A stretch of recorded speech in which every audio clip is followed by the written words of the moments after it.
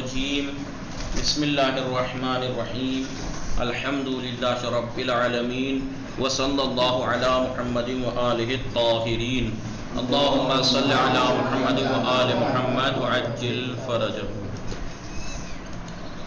جی آواز آ رہی ہے آپ سب کو؟ کنیز فاطمہ، کامنی، نصرت فاطمہ، روشن، انیس فاطمہ۔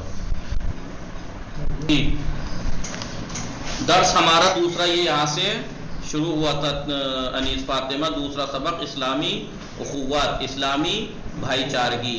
اس میں کیا بتایا تھا؟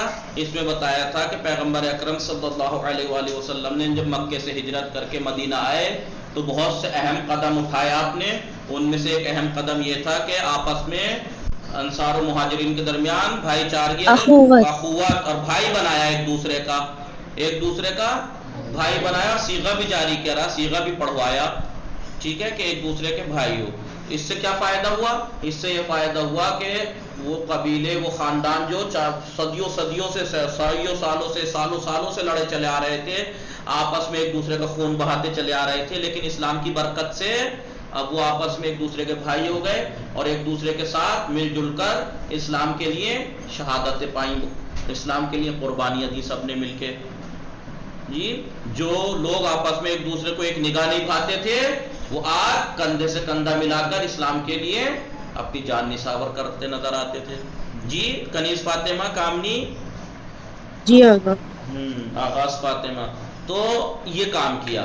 کیوں؟ کیونکہ اسلام ایک بھائی چارگی کا دین ہے۔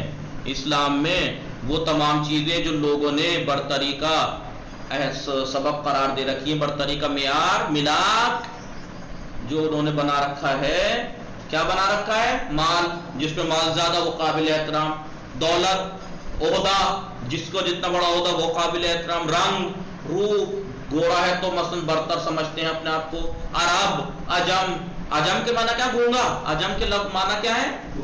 عرب والے اپنے عرب والوں کے علاوہ سب کو کیا کہتے ہیں؟ گونگا۔ ان سے بولنا ہی نہیں آتا ہے تو گونگے لوگ ہیں یہ، یعنی اوروں کی زبان کو زبان ہی نہیں سمجھتے عرب والے، کیا کہتے ہیں؟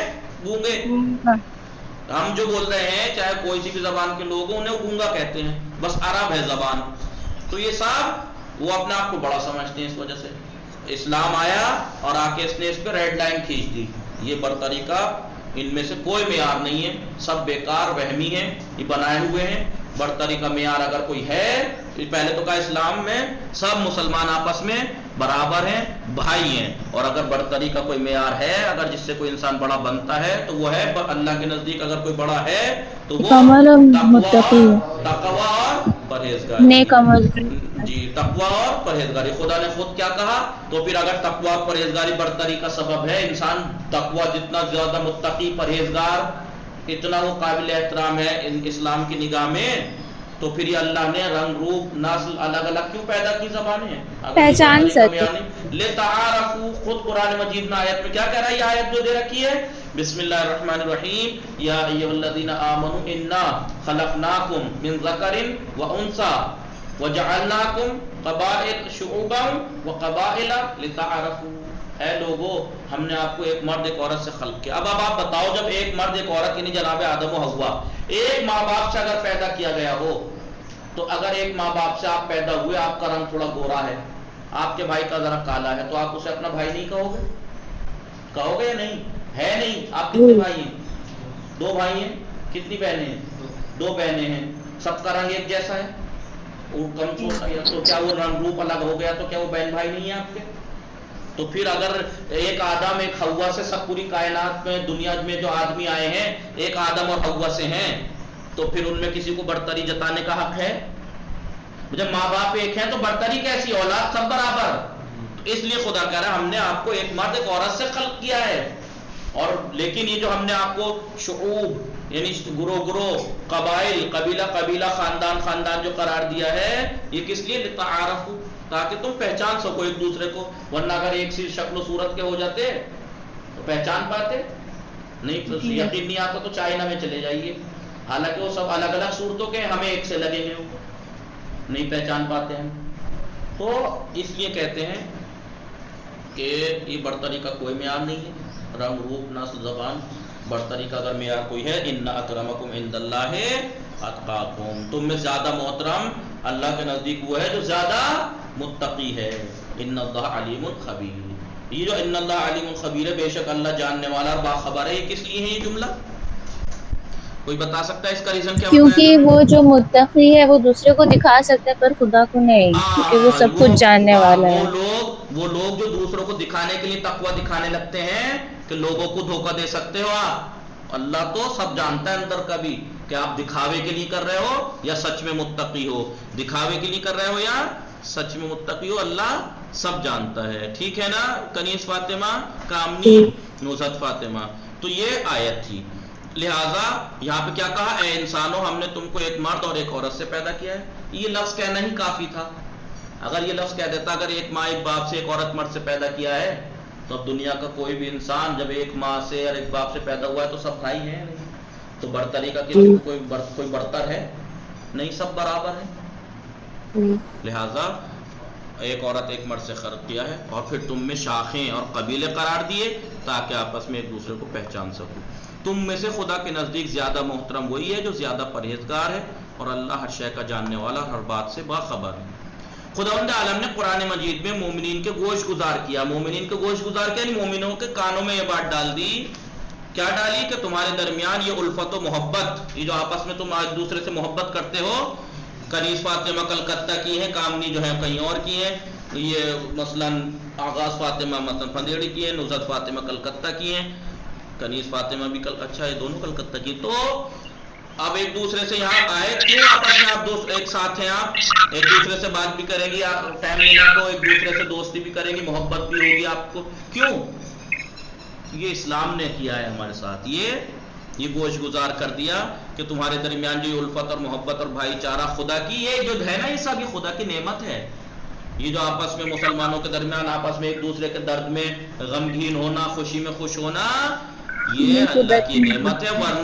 वरना तो बुग़्ज़ और हसद और कीने की आग ने तुम्हें हलाकत के दहाने पर पहुंचा दिया था। अरब में हसद, कीना और ये सब की आग आपस में एक दूसरे को कत्ल गारत करते रहते थे, इसकी वजह से वो हलाकत तक पहुंचा दिया था इस चीज ने। लेकिन ये इस्लाम आया, ये इस अल्लाह की नेमत थी जो आपस में तुम्हें, देखो बिस्मिल्लाहिर्रहमानिर्रहीम, वअतसिमू बिहब्लिल्लाहि जमीआ, अल्लाह की रस्सी को सबके सब मजबूती से पकड़ लो, वला तफर्रकू, और आपस में इख्तिलाफ तफरका पैदा ना करो, वज़कुरू निअमतल्लाहि अलैकुम, और याद करो अल्लाह की जो नेमत तुम्हारे ऊपर है, इज़ कुंतुम आदा, जबकि तुम आपस में दुश्मन थे, फ़अल्लफ़ बैन क़ुलूबिकुम, तो अल्लाह ने तुम्हारे दिलों में उल्फत डाली, फ़अस्बहतुम बिनिअमतिही इख़वानन, और तुम अल्लाह की उस नेमत की वजह से आपस में इख़वानिन, भाई बन गए। वकुंतुम, और तुम बेशक तुम अला शफा हुफ़रतिन मिनन नार, आग के गड्ढे के बिल्कुल दहाने पर थे, तुम आग के गड्ढा जो था आग से भरा हुआ उसके दहाने पर थे, यानी बस गिरने ही वाले थे, बस गिरने ही वाले थे। फ़अनक़ज़कुम, अल्लाह ने तुम्हें निजात दी, मिनहा, उससे, कैसे निजात दी? आपस में एक दूसरे के मोहब्बत डाल के उस जहन्नम की आग से तुम्हें निजात दी। कज़ालिका, इसी तरीके से युबय्यिनुल्लाहु लकुम आयाती, अल्लाह अपनी निशानियां तुम्हारे ऊपर आश्कार करता है, दिखाता है, लअल्लकुम तहतदून, ताकि तुम लोग हिदायत पा जाओ।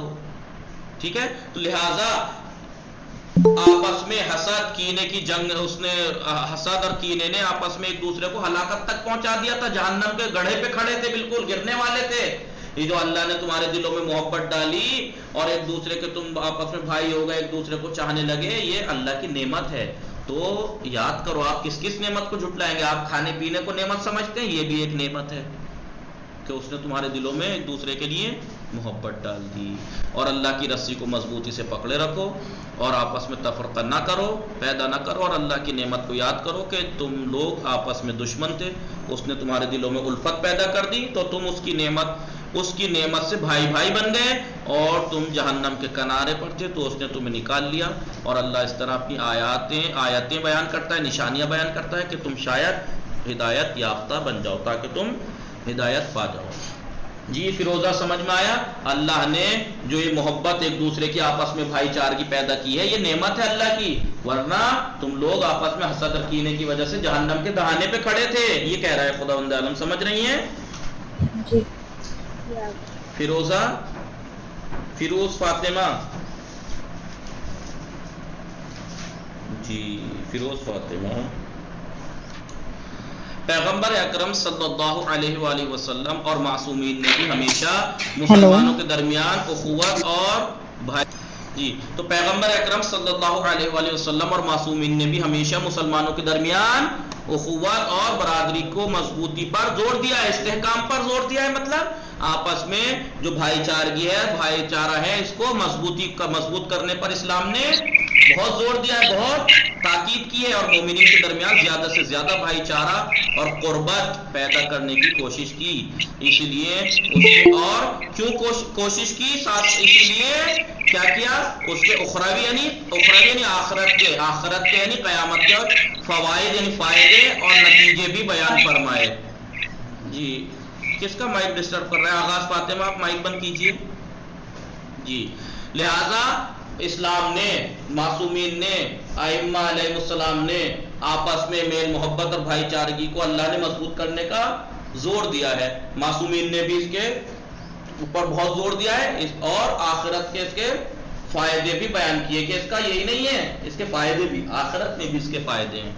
رسول اکرم صلی اللہ علیہ وآلہ وسلم کا ارشاد گرامی ہے، کیا فرماتے ہیں آپ فرماتے ہیں من آخا اخن فی اللہ، اگر کوئی شخص کسی مومن بھائی کو اللہ کے لیے اپنا بھائی بنائے، اللہ کے لیے کسی مومن بھائی کو اپنا بھائی بنائے، بہن بنائے، بھائی بنائے، اب میں یہ مت سوچنا کہ یہ مردوں کے لیے ہیں، جب کبھی ایسی کوئی بات آتی ہے تو اس میں سب شامل ہوتے ہیں، ٹھیک ہے جی۔ من آخا اخن، اگر کوئی انسان کسی مومن بھائی کو فی اللہ اللہ کے لیے آخا بھائی بنائے، رفع اللہ لہ درجتن، اللہ اس کو ایک درجہ جنت میں، ایک ایسا رفع اللہ لہ درجتن فی الجنہ، جنت کے درمیان اس کو ایک ایسا درجہ عطا کرے گا، لا ینالھا بشیء من عملہ، ایک ایسا درجہ، ایک ایسا مرتبہ، ایک ایسا منزلت، ایک ایسی پوسٹ، مثلا سمجھ لیجئے درجہ ہے اوپر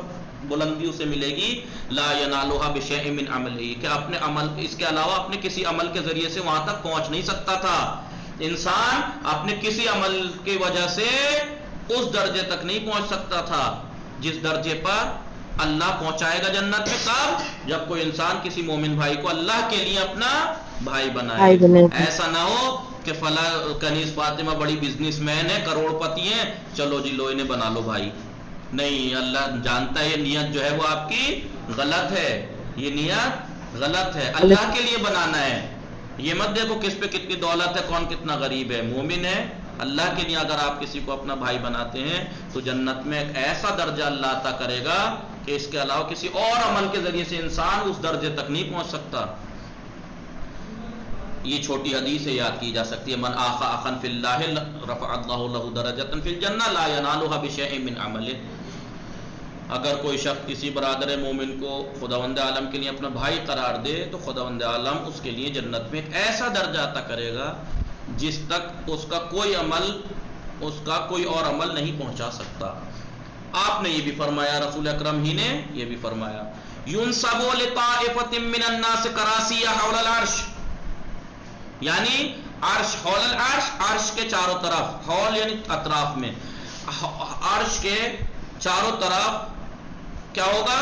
ينصب کراسیہ، کرسیاں بچھائی جائیں گی، کرسیاں بچھائی جائیں گی، کس کے لیے؟ لطائفة من الناس، لوگوں کے ایک گروہ کے لیے، لوگوں کے ایک گروہ کے لیے عرش کے چاروں طرف کرسیاں لگائی جائیں گی، کب؟ یوم القیامت، قیامت کے دن، وجوہہم، کن لوگوں کے لیے؟ ایک گروہ کے لیے، لوگوں کے گروہ کے لیے کہ جن کے وجوہہم کالقمر، جن کے چہرے چاند کی طرح چمک رہے ہوں گے، لیلۃ البدر، اور وہ بھی چاند بھی کوئی نارمل چاند نہیں، لیلۃ البدر 14ویں کا چاند، لیلۃ البدر 14ویں کے چاند، ان کے چہرے 14ویں کے چاند کی طرح چمک رہے ہوں گے، یفزع الناس، قیامت کے دن لوگ خوف کیا ہو رہے ہوں گے؟ گھبرا رہے ہوں گے، لوگ گڑگڑا رہے ہوں گے، ولا یفزعون، لیکن یہ لوگ نہیں گڑگڑا رہے ہوں گے، یہ بڑے سکون سے ہوں گے، یخاف الناس، قیامت کے دن لوگ خوف زدہ ہوں گے، ولا یخافون، نہ یہ لوگ خوفزدہ نہیں ہوں گے. کون لوگ؟ جن کے لیے کرسیاں بچھائی گئی ہیں. لوگوں کے گروہ کے لیے عرش پر قیامت کے دن کرسیاں بچھائی جائیں گی قیامت کے دن، کہ جب لوگ، اور یہ ان کے چہرے 14ویں کے چاند کی طرح چمک رہے ہوں گے. اس دن قیامت کے دن لوگ گڑ گڑا رہے ہوں گے لیکن یہ نہیں گڑ گڑا رہے ہوں گے. لوگ خوف زدہ ہوں گے لیکن یہ نہیں ڈر رہے خوف زدہ ہوں گے. کون ہیں یہ لوگ؟ کون ہیں یہ لوگ؟ ہم اولیاء اللہ، یہ اللہ کے اولیاء ہیں، اولیاء خدا ہیں. یہ لا خوف علیہم ولا هم یحزنون، نہ تو ان کے اوپر کوئی خوف ہوگا نہ ہی کوئی غم. فقیلا، تو رسول سے کسی نے کہا، من ہم یا رسول اللہ، یہ لوگ کون ہیں یا رسول اللہ؟ یا رسول اللہ یہ لوگ کون ہیں؟ آپ نے فرمایا قال هم المتحابون فی اللہ، یہ وہ لوگ ہیں جو اللہ کے لیے ایک دوسرے سے محبت کرنے والے ہیں. سمجھی کنیز فاطمہ، آغاز فاطمہ، نزہت فاطمہ؟ جی وہ یعنی جی وہ لوگ جو اللہ کے لیے ایک دوسرے سے محبت کرتے ہیں، وہ یہ نہیں دیکھتے کہ یہ میرا رشتہ دار ہے، اس نے میرے ساتھ یہ غلط کیا، یہ مجھ سے ملنا نہیں چاہتا. نہیں، ہم وہ غلط ہے تو کیا ہم بھی غلط ہو جائیں؟ وہ نہیں. سلام نہیں کرتا تو ہم کریں، وہ حق ادا نہیں کرتا تو ہم حق ادا کریں. کیوں؟ جی کیونکہ قیامت کے دن ہر ایک کو اپنا حساب دینا ہے. وہ غلط ہے، قیامت میں جا کے کیا ہم یہ کہیں گے کہ اس نے میرے ساتھ ایسا کیا اس لیے میں نے ایسا کیا؟ نہیں. یعنی یہ جہنم میں جا رہا تھا تو میں بھی جاؤں؟ نہیں. وہ لوگ جو آپس میں اللہ کے لیے ایک دوسرے سے محبت کرتے ہیں، ان کے لیے قیامت میں عرش کے چاروں طرف بہترین کرسیاں بچھائی جائیں گی، صوفے، بڑی بڑی جو خوبصورت کرسیاں لگائی جائیں گی، اور بیٹھے ہوں گے سکون سے. 14ویں کی چاند کی طرح ان کے چہرے چمک رہے ہوں گے. اس دن لوگ گڑ گڑا رہے ہوں گے لیکن یہ سکون سے ہوں گے، یہ نہیں گڑ گڑا رہے ہوں گے. لوگ خوف زدہ ہوں گے، یہ خوف زدہ نہیں ہوں گے. نہ ان پہ کوئی خوف ہوگا. اور رسول کیا فرمایا رسول نے؟ یہ وہ لوگ ہیں کہ جو اللہ کے اور یہ کون ہے؟ اللہ کے ولی کہا گیا ہے انہیں. ایسے لوگ اللہ کے اولیاء ہیں. نہ ان پہ کوئی خوف ہوگا نہ ہی کوئی حزن و ملال. کون ہے یہ لوگ؟ وہی جو ایک دوسرے سے اللہ کے لیے محبت کرتے ہیں. یہ ترجمہ نیچے. آپ سے یہ بھی نقل ہوا ہے، رسول اکرم ہی سے یہ بھی نقل ہوئی ہے روایت، ان اللہ تعالی یقول، اللہ یہ بے شک اللہ فرماتا ہے، حقت محبتی للذین یتظاہرون من اجلی. میرا کیا مطلب ہے؟ یعنی میری محبت ان لوگوں کو نصیب ہوگی. حقت محبتی کس کو؟ للذین یتظاہرون من اجلی، جو ایک دوسرے سے میری وجہ سے ملاقات کرتے ہیں، میرے لیے قربتاً اللہ، ایک دوسرے سے ملاقات کرتے ہیں، ملنے جاتے ہیں رشتہ داروں سے، مومنوں سے. جو لوگ میرے وجہ سے ایک دوسرے سے ملاقات کے لیے جاتے ہیں، میری محبت انہیں نصیب ہوگی. وحقت محبتی، اور میری محبت انہیں نصیب ہوگی. للذین یتناصرون من اجلی، جو ایک دوسرے کی مدد کرتے ہیں میرے خاطر، جو میرے خاطر ایک دوسرے کی مدد کرتے ہیں. وحقت محبتی، اور میری محبت ان کا حق، میری محبت انہی کے حقدار وہی ہیں. للذین یتحابون من اجلی، جو ایک دوسرے سے محبت کرتے ہیں میرے خاطر. وحقت محبتی للذین یتبادلون من اجلی، میری محبت ان لوگوں کو حاصل ہوگی یتبادلون من اجلی، جو ایک دوسرے پر خرچ کرتے ہیں اپنا مال میری وجہ سے. تو یعنی مسلمان کبھی بھی، مومن کبھی بھی اس میں اندر میں نہیں ہونی چاہیے. اس نے میرے ساتھ یہ کیا میں یوں کروں گا، اس نے یوں کیا میں یوں کروں گا. میں نہیں. مومن مسلمان وہ ہوتا ہے، میرا اللہ نے ایسا کہا ہے اس لیے میں ایسا کروں گا، میں اللہ کے لیے یہ بھی کروں گا. یہ میرا دشمن ہے، میرا برا چاہتا ہے، لیکن مومن ہے، مسلمان ہے، اللہ کے لیے میں اس سے محبت کروں گا. اللہ کا دشمن حقیقی دشمن ہے. جو اللہ کا دشمن وہ ہمارا دشمن ہونا چاہیے، اور جو مومن ہے وہ ہمارا دشمن نہیں ہونا چاہیے، اگرچہ وہ ہمارے ساتھ غلط ہی کیوں نہ کرے. ٹھیک ہے، سمجھے؟ حدیث سمجھ میں آئی؟ یہ حدیث قدسی ہے. اب پہلے آپ کو بتا دوں حدیث قدسی نے آپ نے بہت سے دفعہ سنا ہوگا یہ ورڈ، حدیث آیت اور حدیث قدسی. یہ کیا چکر ہے حدیث قدسی اور آیت؟ آیت کسے کہتے ہیں؟ قرآن میں تو ہے قرآن میں. آیت جس میں لفظ بھی اللہ کے، مفہوم بھی اللہ کا، سب کچھ اللہ کا، لفظ بھی اللہ کے، معنی بھی اللہ کے. حدیث لفظ بھی رسول اور معصوم کے، معنی بھی. لیکن ایک ہوتی ہے حدیث قدسی، ایک ہوتی ہے حدیث قدسی. حدیث قدسی میں مفہوم اللہ کا ہوتا ہے لیکن رسول اپنی زبان میں بیان کرتے ہیں لوگوں سے. مفہوم اللہ کا ہوتا ہے لیکن رسول یا نبی اپنی زبان میں لوگوں کو بتا دیتے ہیں اپنے الفاظ میں، ٹھیک ہے؟ اس میں الفاظ بھی اللہ کے، اس میں الفاظ رسول کے، اس میں معنی اللہ کے، مطلب اللہ کا، الفاظ بولیے معصوم الفاظ کے. معصوم کے. وہ آپ کہتے ہیں نا میں ابھی آپ کو پڑھا رہا ہوں، ابھی میں آپ کو پڑھا رہا ہوں، تو اگر میں کل کو آپ کو سنوں یا آپ کسی اور کو بتائیں تو جو جو لفظ میں استعمال کروں ویسے ہی بتائیں گے آپ جا کے، یا آپ اپنے انداز میں بتائیں گے؟ میرے اپنے انداز میں. ایسے ہی رسول کے اوپر اللہ نے تو مطالب بیان کر دیے. اب نبی کوئی سا بھی نبی ہو وہ اپنے الفاظ میں جب بات بتاتے ہیں تو یہ حدیث قدسی کہلاتی ہے، ٹھیک ہے؟ جی آقا. سمجھ یاد رہے گا، حدیث قدسی اللہ کی بات ہے، اللہ کے معنی ہے، بس الفاظ اپنے الفاظ میں بیان کیا ہے. چلیں آگے چلیے، حدیث قدسی ہے یہاں لکھا ہوا ہے، آگے چلیں. میں کیا حدیث قدسی میں اللہ کا ارشاد ہے، کیا ارشاد ہے؟ میری محبت ان لوگوں کو نصیب ہوگی جو میرے لیے ایک دوسرے سے ملاقات کریں گے، اور میری محبت ان لوگوں کو نصیب ہوگی جو میری بنا پر میرے لیے ایک دوسرے کی مدد کرتے ہیں. میری محبت ان لوگوں کو نصیب ہوگی جو میرے خاطر میرے لیے ایک دوسرے سے محبت کرتے ہیں، نیز اور میری محبت ان کو نصیب ہوگی جو میرے لیے ایک دوسرے پر اپنا مال خرچ کرتے ہیں. کسی کے اوپر اپنا مال خرچ کرو تو کسی لالچ میں نہیں، یہ سوچ کے کہ میں اللہ نے میرے حکم دیا ہے، میرا دین یہ کہتا ہے کہ مدد کرو تو اس لیے میں کر رہا ہوں، تو ثواب بھی ملے گا آخرت میں، دنیا میں بھی آخرت میں بھی. امام صادق علیہ السلام نے نقل کیا ہے کہ ایک دن پیغمبر اکرم صلی اللہ علیہ وآلہ وسلم نے اپنے اصحاب سے فرمایا ایو قرل ایمان اوثق، ایمان کی کون سی رسی سب سے زیادہ مضبوط ہے؟ کیا کہا امام صادق علیہ السلام نے؟ اب پیغمبر کی حدیث ہے، کیا کہا پیغمبر، یعنی امام صادق نے نقل کی ہے روایت، پیغمبر نے کیا کہا اپنے اصحاب سے؟ چھٹے امام فرماتے ہیں، یہ روایت نقل کرتے ہیں کہ پیغمبر نے ایک دن اپنے اصحاب سے کر فرمایا ایو قرل ایمان اوثق، ایمان کی سب سے مضبوط رسی کون سی ہے؟ تو اصحاب نے عرض کیا خدا اور اس کا رسول بہتر جانتا ہے. اس کے بعد بھی بعض لوگوں نے کہا، کسی نے کہا نماز سب سے مضبوط رسی ہے، کسی نے کہا زکوٰۃ، کسی نے کہا روزہ، کسی نے کہا حج، کسی نے عمرہ، الگ الگ چیزوں کے، اور کسی نے جہاد. کہا کہ ایمان کی سب سے مضبوط رسی یہ ہے، کسی نے یہ، کسی نے یہ، کسی یہ نہیں ہے. تو لیکن پیغمبر اکرم نے کیا فرمایا؟ لِكُلِّ مَا قُلْتُمْ فَضْلٌ، جتنی چیزوں کا نام تم نے لیا ان کی فضیلت ہے، وَلَيْسَ بِهِ، لیکن یہ ایمان کی سب سے مضبوط رسی نہیں ہے. وَلَكِنَّ أَوْثَقَ قُرَى الْإِيمَانِ، لیکن ایمان کی سب سے مضبوط رسی کیا ہے؟ الحب فی اللہ والبغض فی اللہ، اللہ کے لیے محبت، اللہ کے لیے دشمنی، اللہ کے خاطر محبت، اللہ کے خاطر دشمنی. والتوالی لاولیاء اللہ، اولیاء خدا سے محبت دوستی، اللہ کے دوستوں سے دوستی. والتبری عن اعداء اللہ، اللہ کے دشمنوں سے تبرع، اللہ کے دشمنوں سے دشمنی، اللہ کے دوستوں سے دوستی، اللہ کے دشمنوں سے دشمنی. یعنی محبت یہ نہیں ہونی چاہیے کنیز فاطمہ کہ مثلا کنیز فاطمہ نے مجھے برا کہہ دیا اب یہ میری دشمن، فلاں نے مجھے اچھا کہا یہ میری دوست. نہیں، اللہ کی دوست ہے تو میری دوست ہے، اللہ کی دشمن ہے. اللہ کے دشمن کیسے؟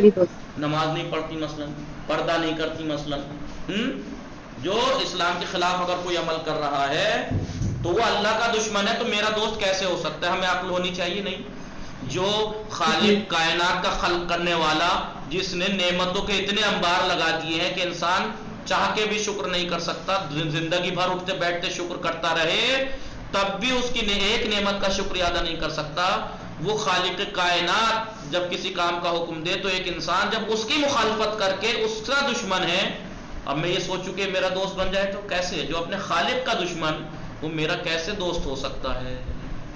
جی، جو لڑکا مثلا نماز نہیں پڑھتا تو میرا دوست کیسے جب وہ اپنے خالق کا دشمن؟ جو لڑکی پردہ نہیں کرتی جو اپنے خالق کی دشمن تو میری دوست کیسے؟ جو انسان اپنے ماں باپ کا احترام نہیں کرتا تو وہ اپنے خالق کا احترام کیسے کر لے گا؟ تو جب وہ ان کا دشمن تو میرا دوست کیسے ہو سکتا ہے؟ تو یہ ہے ایمان کی سب سے مضبوط رسی. اللہ کے لیے دوستی ہونی چاہیے، اللہ کے لیے دشمنی میں نہیں ہونی چاہیے کہ میرا دشمن نہیں، اللہ کا دشمن تو میرا دشمن، اللہ کا دوست تو میرا دوست ہے، چاہے وہ میرے سے دشمنی کیوں نہ رکھتا ہو. سمجھے؟ جو کچھ تم لوگوں نے بیان کیا اس میں ہر ایک کے اندر کوئی نہ کوئی فضیلت ضرور ہے، نماز، روزہ، حج، زکوٰۃ سب میں، مگر ایمان کی سب سے مضبوط رسی یہ ہے کہ ہر ایک سے خدا کے لیے محبت کرو اور خدا کے لیے بغض و نفرت کرو، دشمنی کرو، اور اللہ کے اولیاء دوستوں سے دوستی اور اللہ کے دشمنوں سے دشمنی رکھو. ٹھیک ہے؟ باقی انشاءاللہ کل پڑھیں گے، ٹائم ہو گیا. یہ اتنی باتیں حدیثیں ہیں جو بڑی ہیں ان کا مفہوم معنی یاد کر کے آنا ترجمہ سمجھ کے، اور جو چھوٹی ہیں ان کو ترجمہ دونوں ہوں. وصلی اللہ علی محمد وآلہ الطاہرین. اللہم صلی علی محمد وآل محمد وعجل فرجہ.